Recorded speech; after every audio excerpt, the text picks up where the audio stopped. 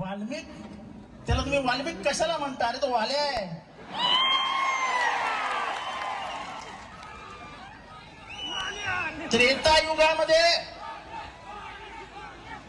त्रेतायुगामध्ये वाल्मिकी आले, म्हणजे वाल्याचा वाल्मिकी झाला, आणि कलियुगामध्ये वाल्मिकीचा वाल्या झाला.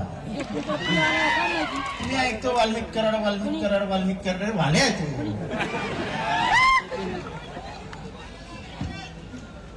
लोक मला इथं फोन करतात, हो साहेब तुम्ही वंजाऱ्या विरुद्ध बोलताय, माणूस की जिवंत आहे की नाही महाराष्ट्रात? मी एका माणसासाठी लढतोय, जो माणूस बीडचा खरा चेहरा दिसतोय त्याच्यात, तो स्वतःच्या जातीसाठी गेला नव्हता. त्या गेटवरती एका दलित वॉचमनला मारहाण झाली आणि त्या दलिताने हाक कोणाला दिली? संतोषला, आणि म्हणून संतोष तिथे गेला. हा बीडचा चेहरा आहे. तुम्हाला बघायचं ना जातीचं, तू कुठे गेला? संतोष इथे. हा संतोष बांगर. बीड मधले किती जण याला ओळखतात? शिवराज बांगर. किती जण ओळखतात? ह्याच्यावर किती केसेस टाकल्या वाल्मिकने, वाल्याने? ह्याच्या खानदानाला हायकोर्टाशिवाय गरज नाही दुसरं. हा बीड मध्ये कमी असतो आणि हायकोर्टात जास्त असतो. हा वंजारी नाही. आता धस साहेबांनी जी नावं घेतली ते मर्डर झालेले. असं आहे की या बीड जिल्ह्याचा सत्यानाश कोणी केला असेल तर इथल्या पोलीस प्रशासनाने आणि इथल्या पालकमंत्र्यांनी. आता तुमचा एसपी त्या बांगरला बोलवतो आणि सांगतो तुम्ही एक काम करो, जरा हमारे पास एक तक्रार फोन आला, आज तक्रार घेतली उद्या पलटी मार. जेव्हा यांची जबाबदारी आहे कारवाई करायची, तेव्हा ते काय जर अशोक सोनवण्याची अॅट्रॉसिटी केस त्या दिवशी दाखल झाली असती, त्या दिवशी त्यांना अटक झाली असती, तर संतोष केलाच नसता. म्हणजे पोलिसांनी काहीच करायचं नाही. असं आहे की बबन गीते आणि अंधारेच्या आणि बबन गीतेच्या मर्डर केस मध्ये पीआय कोण आहे? पीआय कोण आहे? महाजन. आणि केस मध्ये पीआय कोण आहे? वाल्मिक कराडला वाचवलं कोणी? परळीमध्ये बापवंदळीच्या मर्डर केस मध्ये महाजननी. मग केस मला तुम्ही माझं भाषण करू नका प्लीज. तुम्हाला प्लीज डिस्टर्ब करू नका. माझ्या काही विचार माझ्या डोक्यात राहणार. मग तो महाजन चांगला माणूस आहे. इथला एकही अधिकारी जर तुम्ही धनंजय मुंडेला न विचारता आणणार नसाल तर कसं काय व्हायचं? 10 साहेब एवढा घसा फोडून जात आहे, 300 ट्रक. कलेक्टरची काय हिंमत आहे बोलायची? 10 साहेब कलेक्टरची अपॉइंटमेंटच. तुम्हाला सगळं माहिती आहे, पण वाईट ह्या गोष्टीचं वाटतं की संतोष मेल्यानंतर तुम्ही सगळे जमा झाले, त्याच्या आधी एकाच्याही तोंडात बरं नाही निघाला. हा एवढा शांत कसं काय जिल्हा झाला? हा बंडखोरांचा जिल्हा आहे. बीड हा कायम महाराष्ट्राच्या राजकारणातली बंडखोरी जर कोणी बघितली असेल, राजकीय बंडखोरी, तर ती बीड मध्ये दिसली. पक्षाच्या पलीकडे जाऊन काम करणारे गोपीनाथ मुंडे ह्याच जिल्ह्याने, समाजवादी विचारांचे बबनराव ढाकणे याच जिल्ह्याने, किशोर काकी जिल्ह्यात, क्षीरसागर ह्याच जिल्ह्याने, असा जिल्हा नाना पाटील. मला सांगा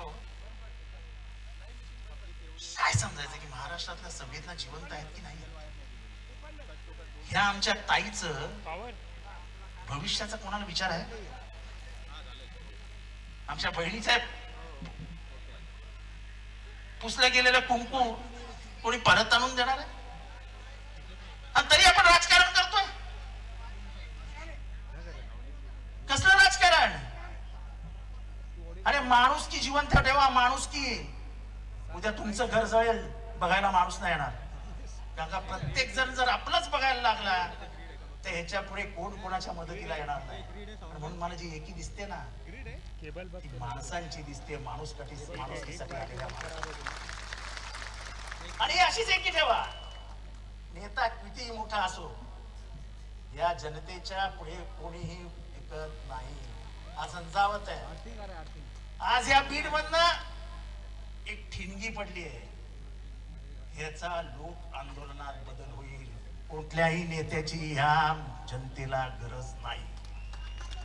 वेळेत कारवाई झाली नाही तर महाराष्ट्रात आग लागल्याशिवाय राहणार नाही. येता येता वाचवत होतो. एक कोचे नावाचे कोणी कलेक्टर होते का इथे? होते ना? त्या कोचेंनी एक इंटरव्ह्यू दिलाय. म्हणाले मी जेव्हा कलेक्टर होते तेव्हा 24 तासात एकदा तरी मारामारी व्हायची, 2 दिवसात एकदा तरी खून व्हायचा. पण सर्वात शॉकिंग काय ते म्हणाले की एका ऑफिसरची बदली झाली आणि त्याच्यानंतर तो गायब झाला. तो परत कधी महाराष्ट्रात दिसलाच नाही. रंजन मुखर्जी. पण म्हणजे हे किती धक्कादायक हो. एक कलेक्टर गायब होतो आणि महाराष्ट्राच्या शासनी पदरी कुठे नोंदच नाही. हे खरं आहे की नाही मला माहित नाही. पण मग त्या कोचेला बोलवा आणि त्याच्याकडे तक्रार घ्या. कोचे पुढे आयरा गायरा माणूस नाहीये. तो या जिल्ह्याचा कलेक्टर होते. सॉरी, मी आले तुले करत नाही कोणाला. तर ते कलेक्टर होते, त्यांना बोलून घ्या. आणि माझी आज प्रमुख मागणी आहे, या सगळ्या जेवढे अटक आरोपी आहेत ना, सगळ्यांची नार्को टेस्ट घ्या आणि होऊ द्या दूध का दूध, पाणी का पाणी. काढा त्यांच्या तोंडातलं सत्य. हे असं निघणार नाही. कोणाची हिंमत नाही की यांना फटकावून यांच्याकडे काही काढून घ्यायची, वधवून घ्यायची. कोणाची हिंमत नाही. हा इस्माई काय करेल हो? उद्या मुंबईत बसून धनुभावनी एक फोन केला, जरा हे देते. हा जाणार नाही. हा जाणार की नाही? हात उचलून दाखवा सांगा बरं. मग काय कामाचं? म्हणजे मंत्रिमंडळात राहून हा डोळे दाखवणार. फक्त डोळ्याने इशारा केला ते संपली चौकशी. त्याच्यापेक्षा संतोषची चौकशी करू नका. उगाच त्या पोरीला आणि त्याच्या आईला आशा लावून की न्याय मिळेल.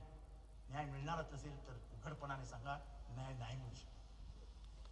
पण केल्यासारखं दाखवायचं आणि करायचंच नाही.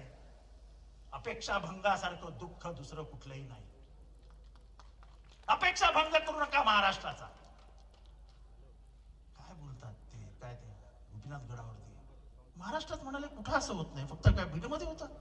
अरे नाही झालं आमच्या ठाण्यामध्ये असा कधी इतका वाईट मर्डर.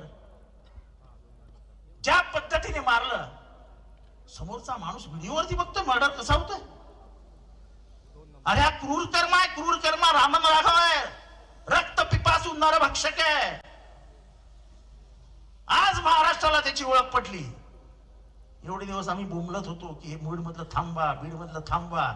ते अंधारे, सुषमा अंधारे आज येणार होत्या, आल्या नाहीत. त्यांच्यावरती 307 दाखल केली. त्यांनी एक गुन्हा दाखल केलेला. तिच्यावर इतका दबाव टाकला की तिला मागे घ्यावं लागलं पुन्हा. यांनी कोणालाही सोडलेलं नाही. सगळे धंदे यांचे, मटक्याचे पण यांचे, दारूचे पण यांचे, सगळे धंदे यांचे. पण कोणी एक माणूस बोलायला तयार नाही. दस साहेब, मी सभागृहातही बोललो होतो आणि आजही बोलतोय. आका बिका काय नाही. आकाचा बाप कोण आहे? कोण आहे? अजून जरा जोरात सांगा. एवढी जनता सांगते तरी आपण नाव नाही घेत. अहो, एवढ्या जनतेला माहिती आहे आकाचा बाप कोण आहे, तर त्याला मंत्रिमंडळात ठेवलाय कशाला? त्याला मंत्रिमंडळात पहिला आखला. शिवाय घालणारे फोन येतात मला. आज सगळ्यांना एक सांगायचं आहे. हे थांबा रे, मला एक सगळ्यांना सांगायचंय. मी जातीने वंजारी उभा आहे, पण माझ्या बहिणीचं कुंकू पुसलं गेलंय आणि जर मी शांत बसणार असेल तर मी वंजारी नाही. अन्याय सहन करणारा हा कष्टकरी वंजारी समाज नाही. माझा बाप 22 वर्ष रेल्वे स्टेशनवर झोपलाय, त्यामुळे गरिबी ऊसतोड वगैरे आम्हाला समजायला जाऊ नका. माझा बाप 22 वर्ष रेल्वे स्टेशनवर झोपलाय. मी एका हमालाचा नातू आहे. 18-20 दारिद्र्य होतं आमच्या घरात, पण लढण्याची तिथनच हिंमत आली आणि म्हणूनच लढायला उभा राहिलो. हे जातपीत काही मध्ये येत नाही हो. कसली जात? लढताना जातीचा विचारच करायचा नसतो. या भुसावळमध्ये मुसलमानावर हल्ला झाला तेव्हा जितेंद्रने जातपातीचा नाही विचार केला. तो जाऊन त्या मुसलमानाच्या बाजूला उभा राहिला की तुम्ही तुमच्या बापाला हात उचलून असं मारू शकत नाही. लोकांनी मला तेव्हाही खूप शिव्या घातल्या. अरे काय हा, कारण का त्याच्या एक आवाड नावाचा पोरगा होता, त्याच्यात हात घातला मी. आणि तुम्ही तुमच्या बापाला ट्रेन मध्ये मारू कसे शकता रे? आपण काहीच विचार करत नाही की आपण आंधळे झालो जाती धर्माच्या लफड्यामध्ये, की 70 वर्षाच्या म्हाताऱ्याला मला त्याची डोळे जायची वेळ आली तरी आपण तेच. आज त्या सूर्यवंशीला मारला, त्याच्या मारण्याचं कारणच नाही सांगतो. भीमसैनिक कुठे गेला आमचा? कुठे गेला? सूर्यवंशीला कसा मारला कोणाला माहितीये का? कोणाला माहितीये कसा मारला? शासनाने नाही सांगितलं, पोलिसांनी नाही सांगितलं, तो मेला. अरे पण मेला कसा? अरे कोणीतरी असेल ना. आणि जस साहेब सर्वात जे लपवलं गेलं आणि जे कधी चर्चेतच आलं नाही ते म्हणजे तो मेलाय पोलीस कस्टडीत नाही, तो मेलाय ज्युडिशियल कस्टडीत. दस साहेब हे लक्षात घ्या. मी मुद्दामून जो आज आलोय ना इथे, हे सगळं महाराष्ट्राला सांगायला आलोय की तो मेलाय ज्युडिशियल कस्टडीमध्ये. आणि ज्युडिशियल कस्टडीमध्ये माणूस मरू कसा शकतो? अच्छा, त्याचा काही रेकॉर्ड? तो किती वाजता मेला, त्याला श्वासोश्वासाचा त्रास कधी झाला, काही नाही. पण असा महाराष्ट्र ठेवू नका. बोलायला शिका, व्यक्त व्हायला शिका. जर पण व्यक्तच झालो नाही तर अजून 10 संतोष देशमुख करायला असे अनेक वाल्या महाराष्ट्रात तयार होतील. या वाल्यांना जर थांबवायचं असेल तर तुमच्यासारखा बीड जिल्ह्यातला हा मोर्चा हे प्रातिनिधिक स्वरूपात आहे. हे व्यक्त होणारी लोक आज रस्त्यावर उतरली आहेत, पण महाराष्ट्रातली व्यक्त होणारी लोक जर रस्त्यावर उतरली तर या शासनाला पळता भुई थोडी होईल. तेव्हा वेळीच आवर घाला. आजही तुम्ही शमचे आमचा मित्र बोलला, क्षीरसागर साहेब कुठे तो? 302 अजून दाखल का नाही झाली? 302 मध्ये आरोपी का नाही आलेत? सगळं सारखं आहे ना. ही जी खंडणी मागितली गेली ती त्याच दिवशी मागितली का? ही खंडणी 2 महिने अगोदर मागितली होती. खंडणी सत्यनारायणाच्या पूजेसाठी मागितली नव्हती. ती खंडणी इलेक्शन फंड साठी मागितली गेली होती. का सत्य बोलायचं नाही? 2 महिने अगोदर काय होतं?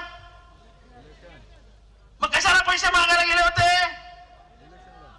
इलेक्शन फंड होता, दिला नाही. मठात पाठवतो सांगितलं, त्या अधिकाऱ्याला बोलून दमदाटी केली तर ही कारवाई नाही. ज्या पद्धतीने इथलं पोलीस प्रशासन वागलंय, जसं दस साहेबांनी सांगितलं, आयला इतके 12, 14, 15, 16 वर्षाची पोरं रिव्हॉल्वर लटकूनच फिरतायत. म्हणजे जे फायरिंग केलंय अंडर द आर्म्स ऍक्ट ते इलिगल आहे, ते तुम्हाला करता येत नाही. कोण कोणाच्या बापाला घाबरताय? बिनधास्त त्याच्यातनं रील्स निघतायत. आणि सर्वात मी भाषणामध्ये म्हटलं, जहां वाल्या खडा वो सरकार से बडा, तर त्याच्या रील्स तयार करतात. बाप तो बाप रहेगा, हा तुमचा बाप. या बापाला पुरल्याशिवाय आता शांत बसू नका. म्हणा मुलगा असाच निघणार आहे. जेव्हा बाप वाल्या असेल तर मला मुलगा म्हणून ते काम करावं लागेल. आणि तुम्हाला सगळ्यांना शपथ आहे, मुलाची, मुलीची आणि त्या माऊलीची, त्या बहिणीला न्याय मिळाल्याशिवाय शांत बसू नका. जर तुम्हाला संतोषला न्याय द्यायचा असेल, जर गेल्या 10 वर्षात ज्यांचे खून पडले पण ज्यांचे आई वडील बोलूच शकले नाही, भाऊ बोलूच शकले नाहीत, अशा सगळ्यांना न्याय द्यायचा असेल तर ह्या बहिणीला डोळ्यासमोर ठेवा, न्यायाच्या बाजूनी लढा. बाबासाहेबांचा फोटो दिसतोय इथनं, तुम्हाला बाबासाहेब मागे उभे राहतील, त्यांचं संविधान मागे उभे राहील. आपण संतोषच्या माध्यमातून त्याचं शहीद, त्याचं बलिदान झालेलं आहे असं समजूया आणि उभ्या बीड जिल्ह्याला न्याय मिळवून देऊया. या क्रूर कर्म राक्षसांना, या नरभक्षक रामन राघवाला पुरल्याशिवाय आता बीड जिल्हा आणि महाराष्ट्र शांत बसणार नाही अशी शपथ घेऊन इथनं निघा. हा वैचारिक लढा आहे, कुठेही हिंसा होता कामा नाही. विचारांनी लढूया आणि विचार ठेचूया. ते विचार ठेचण्यासाठी आपण सगळे 18 पगड जाती एकत्र आलो आहोत, शिवशुले फाऊ आंबेडकर एकत्र आलो आहोत. ही शपथ घ्या आणि इथनं रवाना व्हा, एवढीच तुमच्याकडनं अपेक्षा व्यक्त करतो. संतोषच्या आत्म्याला चिरशांती लाभो आणि माझ्या या भगिनीला आयुष्यभर तिचा स्वस्तच राहील. पण तिला ही सगळी लढाई लढण्यासाठी मुलाला आणि माझ्या बहिणीला हिंमत लाभो आणि त्या हिमतीच्या मागे आम्ही सगळे आहोत ताई. एवढं तुम्हाला शब्द देतो, आम्ही तुमच्या बरोबर आहोत. जय हिंद, जय महाराष्ट्र, जय भीम. अमर रहे, अमर रहे, अमर रहे. अरे जोरात तर बोला ना. अमर रहे, अमर रहे. यानंतर आपले लाडके खासदार आदरणीय बजरंग बाप्पा आपल्या समोर बोलणार आहेत. माझी विनंती आहे बजरंग बाप्पाला की डायरेक्ट नाव घेऊन बोला. आदरणीय संतोष अण्णा देशमुख यांना पहिल्यांदा भावपूर्ण श्रद्धांजली तुमच्या सर्वांच्या वतीनं मी आदरांजली वाहतो आणि तमाम त्यांच्या मारेकऱ्यांना फाशी झाली पाहिजे याच्यासाठी जमलेल्या माझ्या सर्व बहादर मावळ्यांना पहिल्यांदा प्रमाण करतो. आणि याच्यासाठी व्यासपीठावर उपस्थित असणारे तुमचं आमचं दैवत आदरणीय मनोज दादा, आदरणीय राजे, सर्व पक्षाचे आमदार, सर्व पक्षाचे सर्व कार्यकर्ते, सुरेश अण्णांचं नाव घेतलेले सर्व सन्मान्य व्यासपीठ. आज तुमची सर्वांची इच्छा आज पूर्ण होईल. मला एकच सांगायचंय की आपण सर्वजण इथं का आलो, मौज मजा करायला नाही. आपला एक कार्यकर्ता, आपला मावळा आपल्यातून निघून गेलाय. माझी ही भगिनी उघड्यावर पडली, एका भगिनीचं कुंकू पुसलं गेलंय आणि ते कशानं झालंय तर यांच्या वृत्तीमुळे झालेलं आहे. बीड जिल्ह्यामध्ये कायदा व सुव्यवस्था नावाची चीज राहिली नाही. गेले कित्येक वर्ष, 19 पासून तर 24 पर्यंत या 5 वर्षात कुठं कायदा व सुव्यवस्था राहिलेली नाही. आदरणीय सुरेश अण्णांनी सांगितलं, संदीप भैयांनी सांगितलं की बरेच काही मुद्दे मांडले, पण मी तमाम महाराष्ट्राला तुमच्या सर्वांच्या साक्षीने सांगणार आहे की संतोष अण्णा देशमुख सारखा एक सोजळ असा सरपंच, एक तरुण सरपंच, अरे त्याने कधी विरोधकाला, राजकीय व्यासपीठावर विरोध करणाऱ्या माणसाला सुद्धा त्याचा कधी हेवा वाटला नाही. आपलासा वाटणारा आमचा संतोष अण्णा घालवायचं काम पाप तुम्ही या परळीवाल्यांनी केलंय, हे सर्व उघड आहे. अरे याचं सर्वांचं मूळ कुठं आहे? आपला 6 तारखेला सुरुवात झाली असं प्रत्येक जण म्हणतात, पण मे मध्येच खंडणीचा गुन्हा केज पोलीस स्टेशनला दाखल झाला होता. या खंडणीच्या सुरुवातीपासून आदरणीय सुरेश अण्णाला जरा जास्त माहित आहे त्या विंडमिलचं. या विंडमिल या आपल्या जिल्ह्यामध्ये आल्या. या विंडमिलच्या माध्यमातून शेतकऱ्यांना कुठेतरी पैसा मिळेल, इथं उद्योग उभारला तर आपल्या तरुणांच्या हाताला थोडंफार काम मिळेल, त्याच्यातून व्यवसाय होईल, बीड जिल्ह्याची प्रगती होईल असा उद्देश असला पाहिजे. पण त्याच्यापेक्षा उलट आहे. मी आज सर्वांच्या साक्षीने सांगणार आहे, या संतोष अण्णा देशमुखच्या मारेकऱ्याला तर फाशी करायचीच, पण या विंडमिल सुद्धा धारक जे आहेत ते सुद्धा काही गुंड पाळतात आणि गुंड पाळून माझ्या शेतकऱ्यांना त्रास देतात. त्यांचा सुद्धा छडा लागला पाहिजे. गेले कित्येक दिवस झालं, आज 20 दिवस झालं आपण ज्या कामासाठी झटतोय, ज्या दिवशी 9 तारखेला 3:24 याचं अपहरण केलं गेलं, त्या क्षणापासून मला 4:10 फोन आला तेव्हापासून आतापर्यंत आपण सर्वजण लढतोय, तरी पण फक्त आश्वासन मिळलं जात आहे की आरोपीला आम्ही अटक करणार. पहिल्या दिवशी 2 आरोपी अटक झाले, दुसऱ्या 2 दिवसात एक तिसरा आरोपी अटक झाला, चौथा आरोपी अटक झालाय का सिलेंडर झालाय मला आणखी कळालं नाही, पण म्हणलं झालंय अटक झालाय. आणि ज्या दिवशी याच्यावर गुन्हा झाला संसदेमध्ये असेल आदरणीय अमित भाई शहा यांची भेट मी घेतली, त्या दिवशी खंडणीचा गुन्हा दाखल झालाय. मग ही खंडणीखोर कोण आहे? आदरणीय अण्णा, तुम्ही म्हणतात अक्का, त्याचं नाव घ्यायचंय का नाही त्या बक्काचं मला माहित नाही, पण त्याचा मास्टर माइंड कोण आहे? आणि ही आदरणीय धनंजय मुंडे साहेब, तुम्हाला या मंत्रिमंडळात राहायचा नैतिकतेचा अधिकार नाही. तुम्हाला जर खऱ्या अर्थाने या बीड जिल्ह्याला न्याय द्यायचा असाल आणि तुम्ही जर खरंच सत्यवादी असाल, या बीड जिल्ह्याच्या मातीमध्ये तुमचा जन्म झाला असाल, तर तुम्ही बीड जिल्ह्याच्या जनतेला सांगून द्या, फेकतो राजीनामा आणि चौकशीला सामोरं जातो. का करत नाही तुम्ही? तुम्हाला कशाला पद पाहिजे? आमचे मुर्दे पडायला, आम्हाला मारायला? अरे ह्याचं नाव कशाला घ्यायचंय? हा कोण आहे? हा फक्त दलाल आहे, दलाल आहे, दलाल. याच्यावर काही बोला एवढा मी, तुम्ही सर्वांनी मला खासदार केलंय, तुमच्या सर्वांच्या ताकदीवर मी खासदार झालोय. आदरणीय आव्हाड साहेब, तुम्ही बोलताना म्हणलात की आज क्रांती झाली. आज क्रांती नाही झाली आव्हाड साहेब, ह्याची क्रांती लोकसभेला ज्या बीड जिल्ह्यानं दाखवून दिले. 75,000 मत बोगस केले, तरी सुद्धा या पट्ट्याला आदरणीय मनोज दादा सारख्यांचा आशीर्वाद, या जनतेचा आशीर्वाद आणि मला निवडून दिलं. आदरणीय सुरेश अण्णा, तुम्ही आता उल्लेख केला परळी विधानसभा मतदारसंघाचा.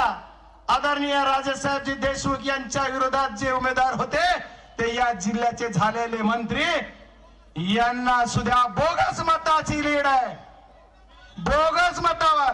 जर या प्रशासनाला खऱ्या अर्थाने या आमच्या सत्तोंसांना देशमुखाला न्याय द्यायचा असेल तर बीड जिल्ह्यामध्ये झालेला मतकाढा 2 अंकी आकडा सुद्धा शिल्लक राहिला नाही. असं कुठं महाराष्ट्रात होत असेल तर ती फक्त बीडला होत आहे. आणि यांची मुजगेगिरी का वाढली, यांची ताकद का वाढली, तर यांच्या माग प्रशासन आहे, यांच्या माग शासन आहे, याच्यामुळे हे झालं. याच्याशिवाय यांना दिवसा ढवळ्या खून करतात. आमचे रामकृष्ण भांगर यांच्यावर 3 गुन्हे झाले. अरे कशासाठी? परमेश्वरानं तुम्हाला संधी दिली, तुम्ही मंत्री झाला, तुमचे खालचे पिरावळावरा तुमच्याच लोकांच्या विरोधात तुम्ही म्हणलात ही परळीचा खेळच कळा नाही की मारणारा बी तिथंच तर मारणारा बी तिथंच. तसंच झालंय निवडणुकीचं सुद्धा, विरोधक बी तिथं, सत्ताधारी बी तिथंच. कारण त्याच असं आहे की काही बी झालं तर ही जी आमच्या विरोधात येतात ना कुठंतरी त्यांच्या उंचीप्रमाणे, ते काय म्हणतात, भाऊ काय ताई काय, दोघंही आमचेच. काय जाती धर्माचा विषय? कुणीतरी म्हणलं या प्रकारात जात आणू नका. इथं एका जातीचा माणूस नाही, इथं एका पक्षाचा माणूस नाही. भारतीय जनता पार्टीचे सध्या 2 रनिंग आमदार इथं आहेत. राष्ट्रवादी काँग्रेस अजितदादा पवार साहेबांचे सुद्धा 1 आमदार इथं आहेत. आदरणीय आमचे पाटील साहेब सुद्धा इथं आहेत. आणि आमच्या पक्षाचे सुद्धा 2 आमदार आणि 1 खासदार इथं आहे. आमचे पराजित झालेले दोन्ही उमेदवार सुद्धा इथं आहेत. सर्व पक्षीय आहेत, सर्व जाती धर्माचे आहेत, ओबीसी आहे, ओपन आहे, मुस्लिम आहे, सर्व आहेत. फक्त जाती धर्माचा आधार तुम्हाला लागतोय म्हणून तुम्ही जाती धर्माचं नाव काढताय. तुम्हाला जातीच्या नावाशिवाय राजकारणच करता येत नाही. तुम्हाला पक्षाचं राजकारण करायचंय, आम्हाला नाही. आम्हाला काय करायचंय? आम्हाला आदरणीय संतोषांना देशमुख यांच्या मारेकऱ्याला न्याय मिळवून द्यायचा आहे. त्याच्यासाठी तुम्हाला आम्हाला सर्वांना लढायचं आहे आणि या लढ्यामध्ये तुमची सर्वांची ताकद आपल्याला दाखवायची. आदरणीय मुख्यमंत्री महोदयांनी सांगितलं की मी पकडणार, मी न्याय देणार. आदरणीय आमच्या अभिमन्यू पवार साहेब म्हणले, अण्णाही म्हणतात, अण्णा कधी पकडणार सांगा तर एकदा. की 20 दिवस झाले, 20 दिवसात का पकडलं जात नाही? कायद्यापेक्षा पोलिसापेक्षा हा मोठा आहे का? हा जो ज्याचं नाव तुम्ही घ्या म्हणतात तो त्याच्या घरातच बसलाय. बीडच्या एसपी साहेबाला माझं म्हणणं आहे त्याच्या घर तपासा, घरातच तुम्हाला तो सापडला पाहिजे. शाहीर तुम्हाला सांगतोय तरी सुद्धा ही पोस्ट एसपी का जात नाही? अरे ज्या डीवायएसपी कडे कालपर्यंत तपास होता, डीवायएसपी साहेब तुम्ही कधी गेलात त्यांच्या घरी? अरे कशाला? अरे कुणाचं धनंजय मुंडे साहेबाचं नाव घेतलंय? मला ह्याचे नाव घ्यायची लायकी आहे का? कुणाचं नाव घ्यायला होतं? बीड जिल्ह्याच्या खासदार, बीड जिल्ह्याचा खासदार तुमचा सर्वांचा स्वाभिमान आहे. बजरंग सोनवणे एकटा नाही, त्यानं कुणाचं नाव घ्यावं हे सुद्धा तुम्हीच ठरवा. तुम्ही म्हणताल त्याचं घेऊ. अरे या सर्वांच्या या गुन्हेगाराचं, दरोडेखोराचं, दलालाचं नाव माझ्या जिभेतून कशाला घेता? याचं नाव घेणार नाही. याला तुम्ही पोलीस यंत्रणेने हुडकून काढला पाहिजे. आणि काय तर म्हणे आता बघू बाप तो बाप रहेगा. आता हा देशमुखांना देशमुख गेलेत, आता बजा आणि ते बेवडं राहिले. काय बोलता? अरे तुमच्यात खरंच दम असेल तर आमच्याकडे नुसतं नजरवरी करून बघा. कशाला बोलताय? आम्ही सुद्धा म्हणतो जिथे वा ज्याची आता अण्णांनी त्यांच्या स्टाईल मध्ये सांगितलं, ज्या गोळीवर आमचा, मला ती तिची भाषा येणार नाही, माझा मित्रच आहे घडी, पण तेवढं येणार नाही मला. मी आपला येड आहे. आता काहीतरी पत्रकार आले म्हणले तुम्ही असे खासदार कसे? आम्ही म्हणलं मनोज दादाचा खासदार आहे मी, काय करा असाच आहे मी. पण आदरणीय मनोज, आपल्या आदरणीय संतोष अण्णा देशमुख यांच्या मारेकऱ्याला फाशी झाली पाहिजे. आणि याच्यासाठी तुम्हाला आम्हाला एक व्हायचंय आणि एक होऊन लढा द्यायचा. एवढ्यावर या पोलीस यंत्रणेच्या तपासावर मी तर समाधानी नाही. कारण पोलीस यंत्रणा करते काय? कुणी म्हणलं एसआयटी कडे द्या, कुणी म्हणतं एसआयटी नेमली. अण्णा तुम्ही तरी सांगायचं एसआयटीचा अधिकारी कोण आहे? नाही सांगितलं. एसआयटीचा अधिकारी कोण आहे? सीआयडी कडे द्या. सीआयडी कडे गुन्हा दिला म्हणून मला पोलीस यंत्रणेने सांगितलं. सीआयडी कडे मर्डरची केस दिली होती, पुन्हा आता सीआयडी कडे अट्रॅसिटी आणि खंडणी दिली. ह्या तिन्ही गोष्टी जर एकत्र केल्या तर याचा अर्थ काय होतोय? ही कोणाला कसला हक्का म्हणते त्याचं नाव नक्कीच त्या खंडणीतून गुन्ह्यात आहे. त्याच्यामुळे आजची मागणी माझी खासदार या नात्याने एकच आहे, याचं नाव त्या मर्डर केसेस मध्ये तुम्ही दाखल करा आणि हे अंडर ट्रिप चालवा, नाही तर होणार नाही. दोन गोष्टी आजच्या या मोर्चातून महाराष्ट्र शासनाला आणि सत्ताधारी सर्व आमदार महोदयांना माझी विनंती आहे, दोनच गोष्टी तुम्ही करा तुमच्या शासनाकडून. याला राजीनामा द्यायला सांगा आणि दुसरा विषय काय करा तर याला 302च्या आरोपामध्ये अगोदर गुन्हेगार करा, तरच खऱ्या अर्थाने न्याय होईल, नाही तर आम्हाला न्याय होणार नाही. ढोंग नको, राजकारण नको, आपण काय पाहिजे तर न्याय पाहिजे. आणि न्यायासाठी झटणारे आम्ही सर्वजण आहोत. न्यायासाठी झटलं पाहिजे आणि न्याय करण्यासाठी आम्ही आज रस्त्यावर उतरलो. ही प्राथमिक आमची लढाई. उद्याची लढाई मी सर्वांना सांगितलंय, मीडियाच्या माध्यमातून सुद्धा सांगितलंय, आम्ही सर्वजण या आता येणाऱ्या नवीन वर्षापर्यंत 2 तारखेपर्यंत जर याचा तपास लागला नाही, याला अटक झाली नाही आणि याला जर तुम्ही पकडून फासावर चढविण्याची कारवाई सुरू केली नाही तर 2 तारखेच्या नंतर दिल्ली असो, महाराष्ट्र असो की तर बीड मध्ये असो, कुठं ना कुठं पण उपोषणला खासदार म्हणून मी बसणार आहे असं तुम्हाला सर्वांना जाहीर सांगतो. आणि याच्याबरोबर तुमच्या सर्वांच्या साथीनं आपल्याला ही लढाई लढायची. संतोष अण्णा देशमुखांचा ज्या दिवशी अपहरण झालं, ज्या क्षणाला अपहरण झालं तेव्हा क्षणापासून आतापर्यंत मी लढतोय, तुम्ही सर्वजण लढताय. संतोष अण्णा देशमुख यांच्या मारेकऱ्यांना फाशी झाल्याशिवाय आपण शांत बसणार नाहीत, एवढा शब्द तुम्हाला देतो. उशीर होतोय, आपल्याला राजांना ऐकायचंय, आदरणीय मनोज दादांना ऐकायचंय, त्यांचं आपल्याला ही सर्व घ्यायचंय. त्याच्यामुळे मी जास्त न बोलता तुम्हाला सर्वांना विनंती करणार आहे, तुम्ही इथून पुढच्या सर्व लढ्यात तुझ्या सर्वांनी आपण ताकदीनं बरोबर राहायचंय. आणि यांच्या कुणाच्या लय बाकीच्या ह्याच्यात नाही, यांचा राजीनामा झाला पाहिजे. महाराष्ट्राच्या मुख्यमंत्री महोदयांना, दोन्ही उपमुख्यमंत्री महोदयाला तुमच्या सर्वांच्या वतीनं तुमचा खासदार म्हणून आणि इथं बसलेल्या सत्ताधारी आमदाराला मी विनंती करतो, यांचा राजीनामा घ्या आणि त्याला 302 मध्ये अटकवा, तरच खऱ्या अर्थाने आम्हाला न्याय मिळाला असं म्हणलं जाईल. खूप खूप धन्यवाद. यानंतर आदरणीय मनोज दादा बोलणार आहेत. मराठा समाजाचा बुलंद आवाज, संघर्ष योद्धा आदरणीय मनोजदादा जरांगे पाटील हे या ठिकाणी आपल्याला संबोधित करतील.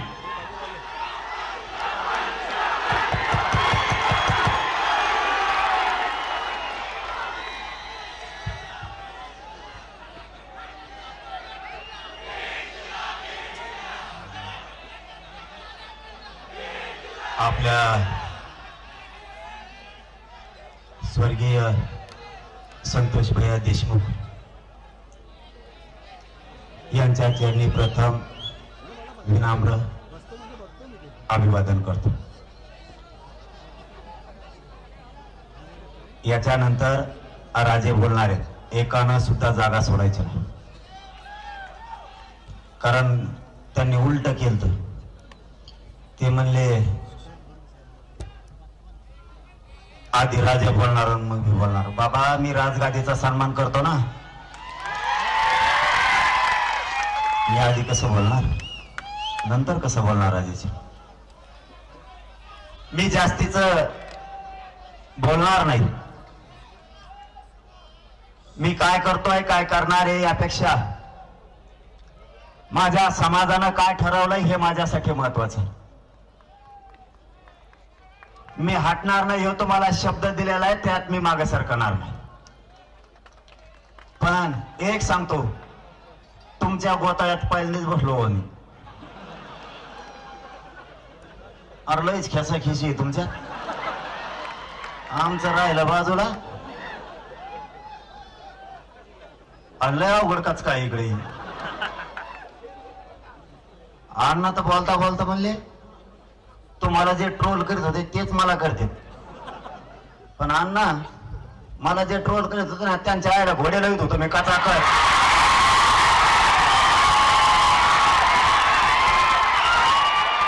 मी मोजीत फिजित नसतो आणि मी काही समजित बी नाही आणला. मला माझ्या जातीवर कुणी जर अन्याय केला तर मी त्याला सोडित नाही, मग तो किती जागीरदाराच्या अवलाद असू दे. आज सत्ताधारी पक्षातले मला दुसराही प्रश्न विचारला आणखी एक याच्यात, की तुम्ही नाव घेत नाहीत. मी काही जण म्हणले हो लढत नाही. तुम्हाला काय माहिती रे मी लढतो का नाही. कुठं बैठका घेता आणि कसल्या घेता आणि कोणाला डाग लावता आणि मी काय नाव घ्यावा. अति सुरेश दस अन्नाच एकटा काफी आहे ना सगळ्याला पुरायला.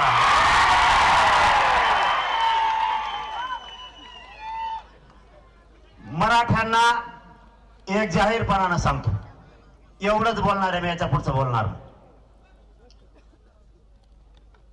जो आमदार, जो खासदार, जो समाजाचा एखादा सामाजिक कार्यकर्ता समाजाच्या बाजूने बोलत असेल, मग तो भाजपचा असू द्या, नाही तर काँग्रेसचा असू द्या, नाही तर बेसरमाचा असू द्या, नाही तर शिवसेनेचा असू द्या, त्याच्या बाजूनं ठामपणानं इथून पुढच्या काळात जातीच्या सगळ्या लोकांनी त्याच्या बाजूने उभं राहायचं. मग तो कोणाचा असू द्या. आपलं वैयक्तिक जर काही असेल तर ते नंतर बघू. प्रकाश दादा सुद्धा बोलले का नाही. संदीप भैया बोलले, परत ते विजय पंडित बी बोलले. आज गैरहजर आहेत का ना, पण समजा बोलले ना, पण बोलले ना हे सांगतोय मी. खासदार बोलले, मग पक्षाचं कोणच्या पण असू द्या, मी जाहीरपणाने सांगतो तुम्हाला, त्याच्या पाठीशी समाजाच्या लोकांना उभं राहायचं शिका.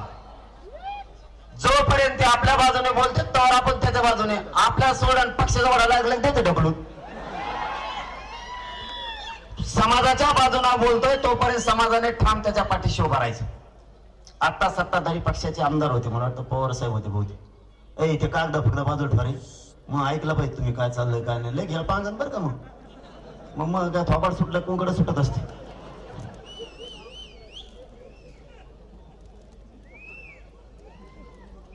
पवार साहेब बोलले नाही रे, आवडणार रे पवार साहेब. आणि मग का पाठ नाही का काय का ते नाव बोलणारे ते बोलले.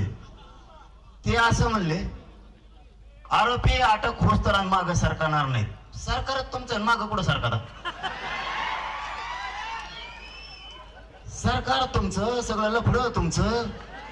ते आता नवीन एसपी आलं ते तर कचा कसलं धरतंय म्हणून बरं आहे. आयला लयत निभार लागलं दिसत टंगरीला धरून वडीत कचा कच आणताय सगळे इथे. माझी एक विनंती आहे आजच्या दिवशी, त्याच्यामुळे मी जास्त बोलणार नाही म्हणतो. सत्ताधारी पक्षाचे पण इथे आहेत, विरोधीचे पण इथे आहेत. राजे साक्षीला हे सुद्धा सत्ताधारी पक्षाचे पाटील साहेब सुद्धा लयच मोठे हो का. तुम्ही एक काम करा, तुम्हीच मुख्यमंत्र्याकडे जा,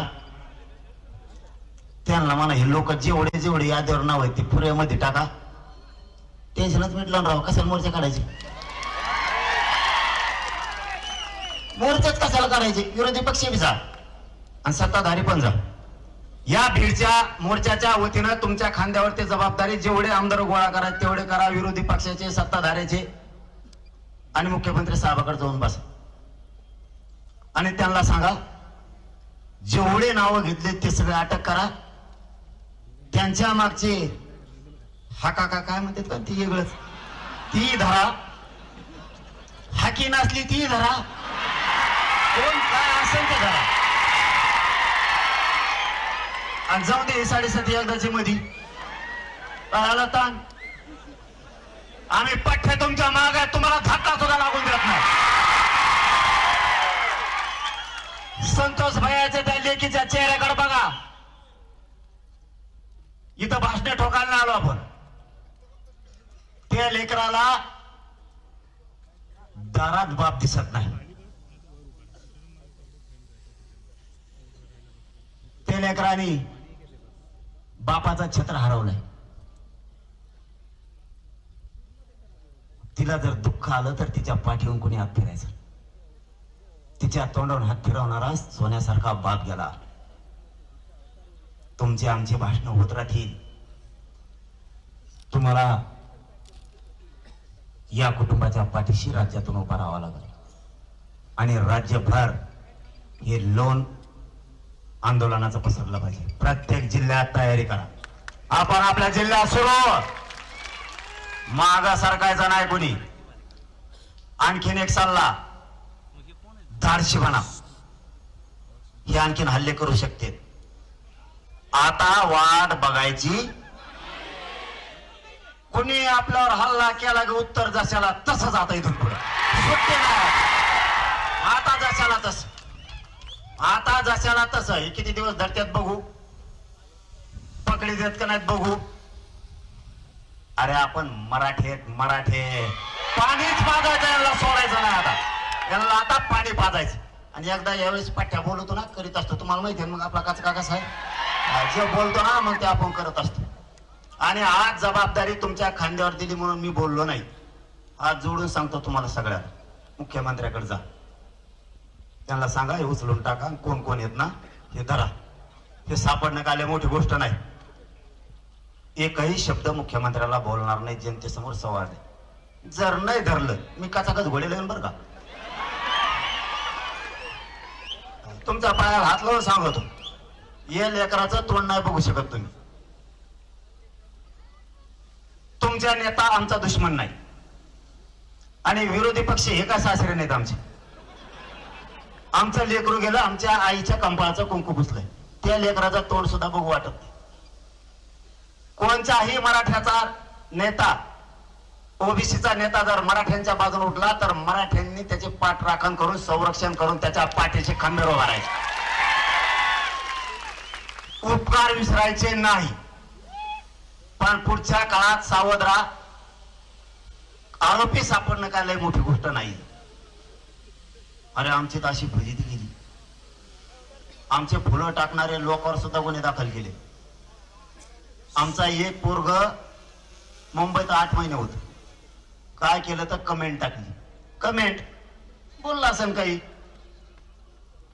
आणि तुम्हाला खून केलेले आरोपी सापडत नाहीत. ही किती मोठी गोष्ट, ही किती मोठी गोष्ट आहे. साधे 160चे पोरं सुद्धा 107 म्हणजे सहज विषय 154च्या नोटीसवाले सुद्धा नेऊन बसवले. तुम्हाला आरोपी सापडत नाही. सरकार आलंय,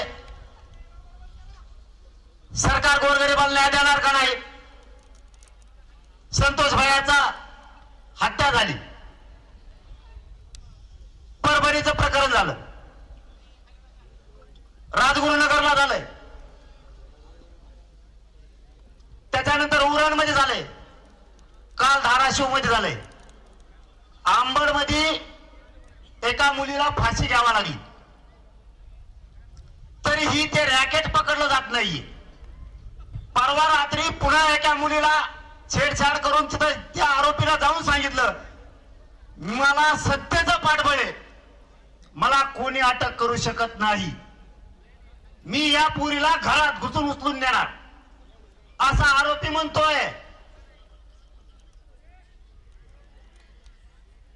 मग जर हे मुख्यमंत्र्यांच्या हातात सत्ता येऊन, अधिकार येऊन जर मराठ्यांना न्याय मिळत नसला आणि तुम्ही जातीवादी मंत्री जर पोचणार असलात तर आम्हाला दंडुके हातात घ्यावा लागणार आहे.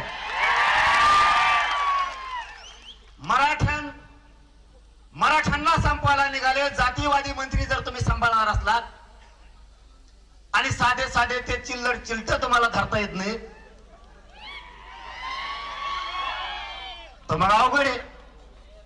मग आम्ही जर खवळलो, आम्हाला नाव ठेवू नका. आज या मोर्चाच्या निमित्तानं तुमच्या खांद्यावरती जबाबदारी.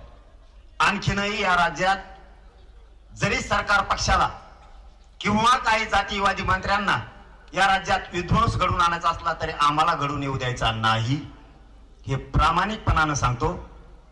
तुम्ही सगळ्यांनी जावं, त्या आरोपींना पकडायच्या बाबत मुख्यमंत्र्यांशी बोलावं आणि कुटुंबाला घरी येऊन सांगावं, आम्ही 2 दिवसात 3 दिवसात सगळे पकडणार आहेत. आणि जर ज्या नेत्यानं, मंत्र्यानं, आमदारांना त्यांना पळून लावलंय त्याचंही कुटुंब उठून आत टाका, म्हणजे दुसऱ्या दिवशी सकाळी तो पळून गेलेला घरी, त्यालाही मध्ये जाऊ द्या. काय त्याची परवानगी, अटक करायची परवानगी फक्त राज्यपालची तर लागते. विरोधी पक्षाला अटक करायचं असलं तर राज्यपालाची परवानगी लागते, एखाद्या मंत्र्याला अटक करायचं असलं तर राज्यपालाची परवानगी लागते. राज्यपाल तुमचाच, त्या बिचाऱ्याला काही काम नाही, तेवढं काम तरी होईल. एका झटक्यात तुमचं वेळ आडायचं कमी होऊन जाईल.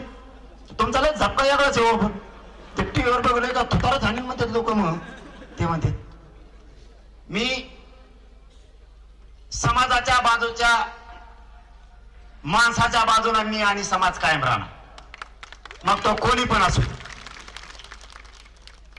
तो कुठल्याही पक्षाचा असला तरी आम्ही त्याच्या बाजूने राहणार.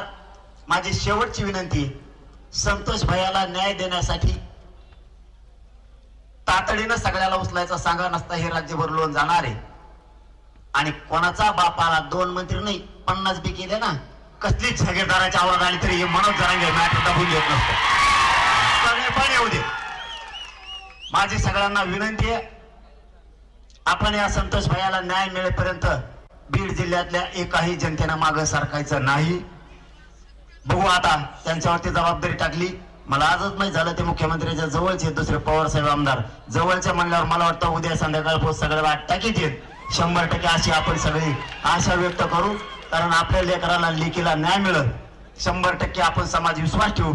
मुख्यमंत्र्याला म्हणा ठाकाना राव कपा कपा उठलो ना, तुमचं तरी काय नीट राव, तुम्हाला का डिझेल विकत आणायचंय का काय आणायचंय, कणा जायचंय ट्रक न्यायची टप्पू धर गाबा कुवचा द्यायचं टाकून सगळे गप्पा गप्पा जाऊ द्यायचे मध्ये. काय तरी नीट आहे तुम्हाला काय राव, काय आणायचं डिझेलवर पैसे लागत झाले देऊ का त्याला, एवढा लोड घ्यायचा तुम्हाला. साप नका पोसू, साप आहेत बरे. मुख्यमंत्री साहेबाला सांगा हे साप आहेत, यांना किती दूध जर पाडलं ना हे वर टंगडी करून मुतत येत.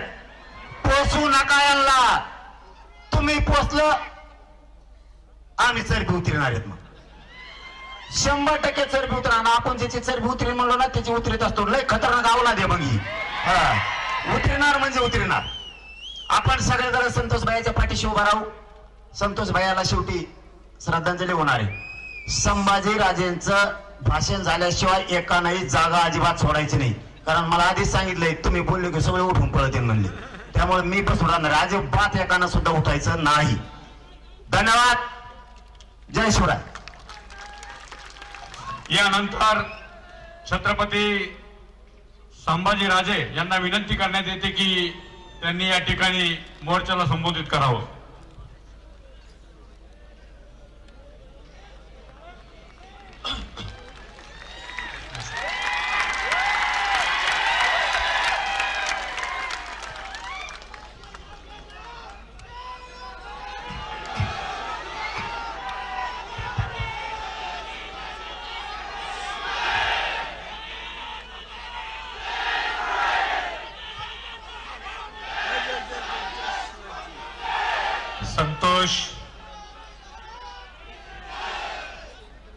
संतोष देशमुखांना श्रद्धांजली वाहण्यासाठी आपण सगळेजण इथं जमलो आहोत.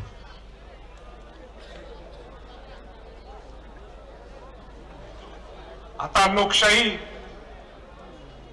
निर्माण झालेली आहे आणि लोकशाही निर्माण झाली असल्यामुळे मी मनोज जरांगे पाटलांना सांगितलं की तुम्ही शेवटी बोला, मी अगोदर बोलतो. तर त्यांनीही त्यांचा मोठेपणा दाखवला की संभाजीराजे असतील मोठे, पण त्याच्यापेक्षा मोठं ते घराणं आहे आणि म्हणून त्या घराण्याच्या वतीने सुद्धा मी त्यांचं मनापासून आभार व्यक्त करतो.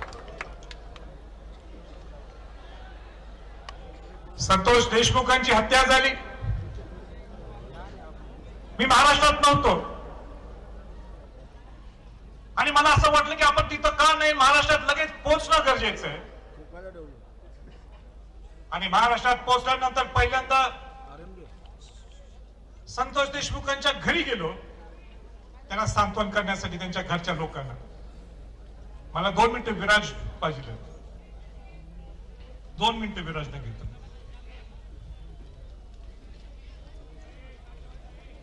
हा विराज संतोष भाऊंचा मुलगा. या विराजकडे तिथं मी बघितलं आणि मला त्यांच्या घरच्या मंडळीने, त्यांच्या बहुतेक भावाने मला फोटो दाखवला. ज्या पद्धतीने, ज्या क्रूर पद्धतीने त्यांना मारलं गेलं, हत्या केली. या शिवाजी महाराजांच्या घरात सुद्धा माझा जन्म होऊन सुद्धा मला ते बघवलं नाही, मला भावलं नाही. ते मी घाईवून गेलो. हे महाराष्ट्र आहे, हे शिवाजी महाराजांचं, शाहू फुले आंबेडकरांचं हे महाराष्ट्र आहे का? काय आपला अधिकार होतो? हे संस्कार शिवाजी महाराजांनी आपल्याला कडे दिलेत का? ही दहशत, म्हणजे ज्या पद्धतीने, ज्या क्रूर पद्धतीने मारलं गेलं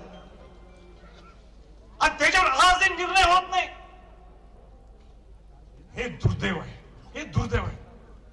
मी जास्त काही बोलणार नाही, आज मी मुद्देशीर बोलणार आहे. आणि ज्यावेळी मी त्या घरच्या मंडळीला भेटलो, बोललो, त्याची चर्चा केली, अनेक लोकांनी आपली मतं व्यक्त केली तिथं.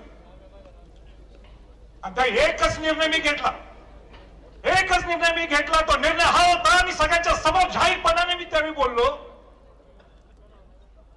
की हा जो मोरक्या आहे, त्या मोरक्याचा आश्रय देतात जो कोण आहे तो धनंजय मुंडे. मी नाव घेऊन सांगतोय, नाव घेऊन कोट घेऊन सांगतोय. छत्रपती केव्हा कोट करत नाही, तरी मी कोट घेऊन सांगतो, तो आश्रयदाता धनंजय मुंडेला मंत्रीपद देऊ नका, हे मी त्यावेळी सांगितलं होतं.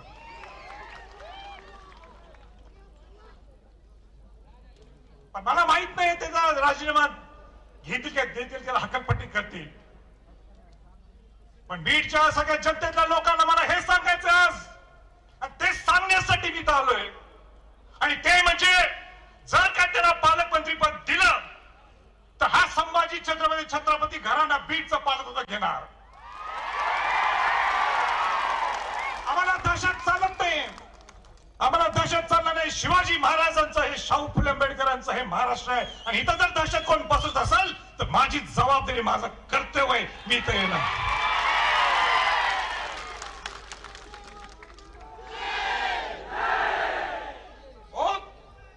काय चाललंय, काय चाललंय? आपल्याला बीड बिहार करायचंय का? बीड बिहार करायचंय? मग आपल्याला इथं सगळ्यांनी आता रस्त्यावर उतरल्याशिवाय आपल्याला दुसरा पर्याय नाही. हे महाराष्ट्र आहे आपलं, हे बीड आपल्याला, हे बिहार नाही आपले, हे महाराष्ट्र. बीडवर आमचं प्रेम आहे. हो, तिथं 19 दिवस झालेले. किती दिवस झाले? 19 दिवस झाले. आरोपी सापडत नाहीत. ते 3 आरोपी सापडत नाहीत अजून. आणि त्याचा मोरक्या, मला शब्द हा मी धरून घेतला, हा मोरक्या त्यांचा आहे. कसा मोरक्या तो सगळ्यांनी इथं वक्त्यांनी सांगितलं. तो मोरक्या बिंदासपणाने इंस्टाग्रामवर त्याची पोस्ट होतो, मी दर्शनाला गेलोय. हे कसं चालतंय हो? मला मुख्यमंत्र्यांना विचारायचं आहे, सरकारला विचारायचं आहे, हे कसं तुम्ही चालून घेता? तुम्ही स्वतः विधानसभेच्या पटलावर मुख्यमंत्री काय बोलतात? एसआयटी लावली म्हणतात, ठीक आहे, त्या एसआयटीवर मी बोलतो, पण हे सुद्धा बोलून दाखवतात त्याच टोन मध्ये, त्याच लाईन मध्ये, की हा मोरक्या खंडणीत दोषी आहे. हे कोण बोलले? मुख्यमंत्री महोदय त्यांच्या भाषणात बोलतात. मग त्या मोरक्याला अजून अटक का झाली नाही? आपला प्रश्न सर्वांच्या वतीनं सरकारला. हो, त्याच्या पलीकडे जाऊन मला सांगायचंय, इथल्या मोठ्या सभेत पंकजा मुंडे म्हणतात, काय म्हणतात, की हा वाल्मिक कराड, हा धनंजय मुंडेचं पान सुद्धा आलं त्याच्यामुळं. हे कोण बोलते? मी नाही. कोण बोलते? धनंजय मुंडे बोलतात.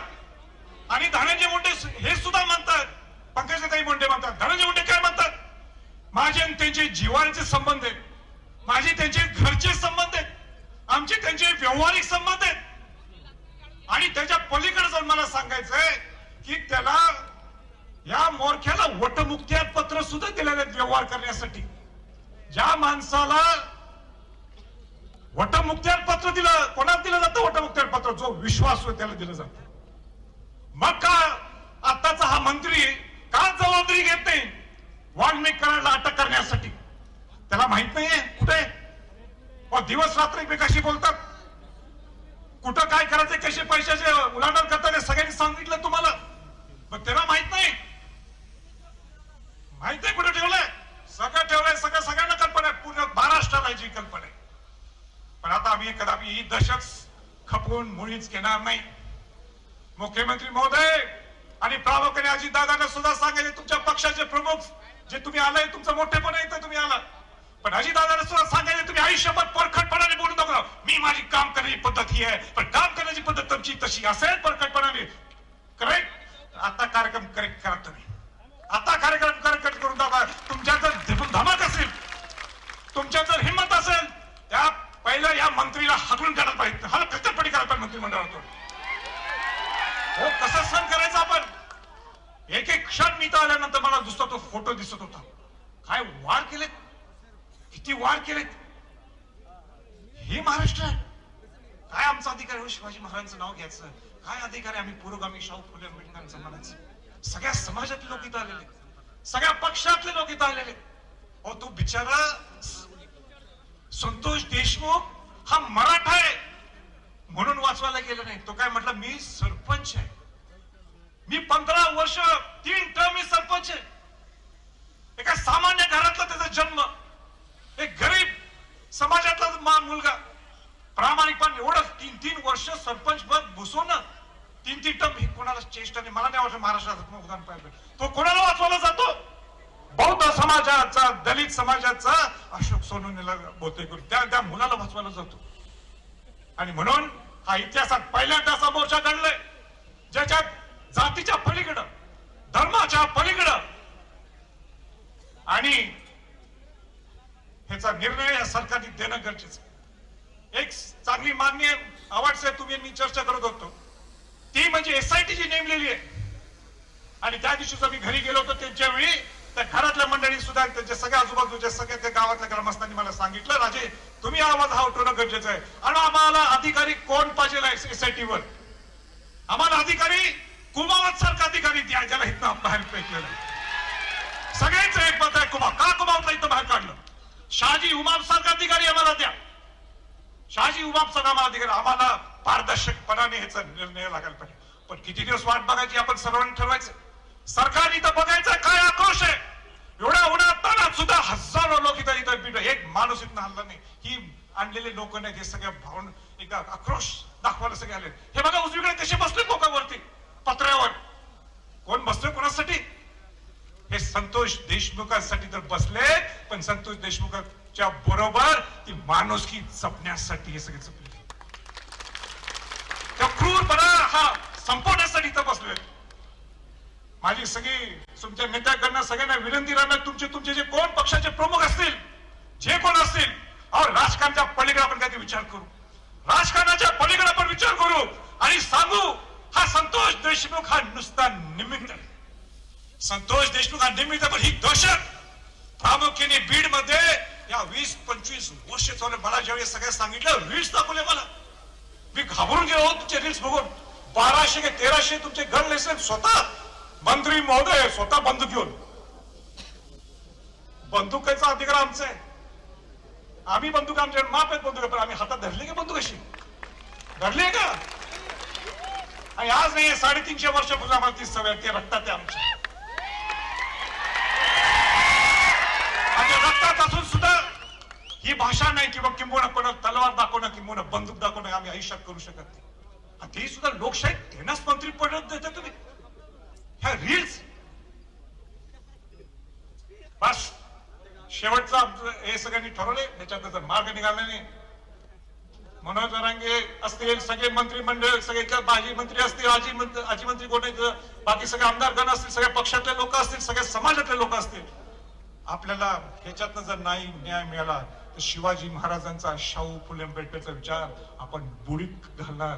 हा माझा सगळ्यांना मेसेज आहे.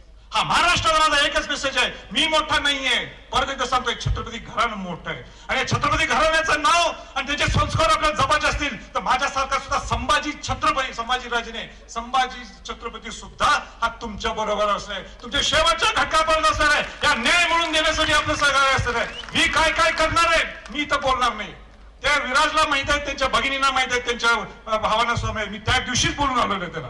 मी तर माझं मी ते बोलून मी छोटपणा करणार. मी जबाबदारी काय घेतली मी त्यांनाच सांगितलंय, बाकी कुठल्या नेत्याकडनं पेपरला सुद्धा सांगितलं, बोलून दाखवलं नाही किंवा प्रेस मीडियाला सुद्धा मी सांगितलेलं आहे. आणि तो जो दिलेला शब्द आहे माझा, ताई आणि विराज हा माझा शब्द आहे. आणि परत एकदा आपल्याला सगळ्यांना श्रद्धांजली व्हायची म्हणून कोणी इथनं हलू नका, बाकी सगळे संयोजक सांगतील. एवढं बोलून टाकतो.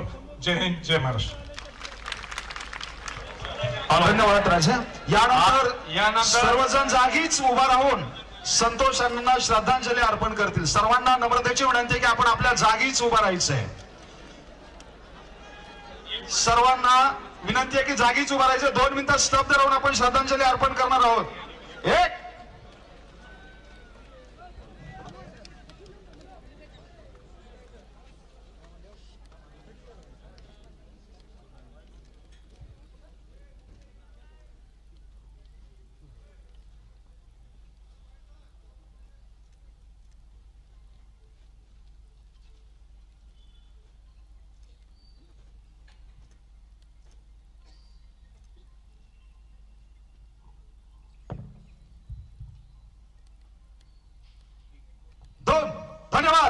यानंतर या मोर्चाचं आभार प्रदर्शन गंगाधर काळकुटे करतील.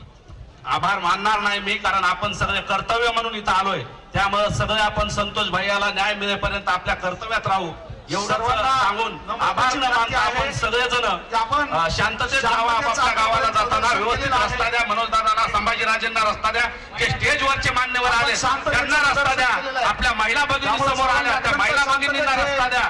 महिला भगिनीला कुठलाही त्रास होणार नाही याची काळजी घ्यावी सगळ्यांनी. सर्वांना नम्रतेची विनंती आहे की आपण ज्या शांततेत या मोर्चाच्या स्थळी येऊन पोहोचलेलो आहोत, तितक्याच शांततेत या स्थळावरून आपण निघून जाणार आहोत. मनाशी खूनगाठ बांधून निश्चितपणे संतोष अण्णांना न्याय देऊनच आम्ही सर्वजण शांत राहणार आहोत. या ठिकाणी महत्वाची सूचना आहे, जात असताना सर्वप्रथम महिलांना जाण्यासाठी आपण प्राधान्य द्या. या ठिकाणी मोठ्या संख्येनं महिला भगिनी देखील या आक्रोश मोर्चाच्या निमित्तानं बीड शहरामध्ये आलेल्या आहेत. जात असताना महिलांना एक आगळी वेगळी जागा, एक वेगळा रस्ता करून द्या. आणि सर्वांना विनंती आहे, जात असताना व्यवस्थित जा. आपली पार केलेली त्या ठिकाणी आपण व्यवस्थित त्या ठिकाणी जायचंय. सर्व चंपावती नगरीतल्या बीड जिल्ह्यातील तमाम माता भगिनी, तमाम ज्येष्ठ युवकांना आल्याबद्दल संतोष अण्णा देशमुख यांच्या वतीने मनापासून मनापर्यंत सर्वांचं हार्दिक असं स्वागत या ठिकाणी करण्यात येत आहे. आणि संतोष अण्णा देशमुख यांना जोपर्यंत न्याय मिळत नाही तोपर्यंत असाच आपण पाठीशी उभं राहावं असंच बोलतो आणि थांबतो. जय जिजाऊ, जय भीम, जय हो सावित्री, जय हो मल्हार. सर्वांना अस्सलाम वालेकुम रहमतुल्लाह बरकातुह. आणि कळकळीची विनंती आहे महिला भगिनींना आधी या रस्त्यावरून त्या ठिकाणी आपण सुखरूप बाहेर जाऊ देऊयात, नंतर आपण आपली जागा सोडूयात. सर्वांना विनंती आहे, महिला भगिनींना आपण आधी जाऊ देण्यासाठी प्राधान्य देऊयात.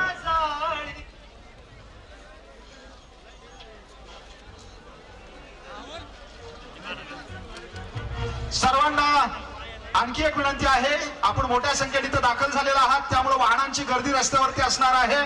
तरी सर्वांनी अत्यंत काळजीपूर्वक आपली आपली वाहनं त्या ठिकाणी काढून सुखरूपपणे आपल्या घरी पोहोचायचं आहे. बंद करतोय.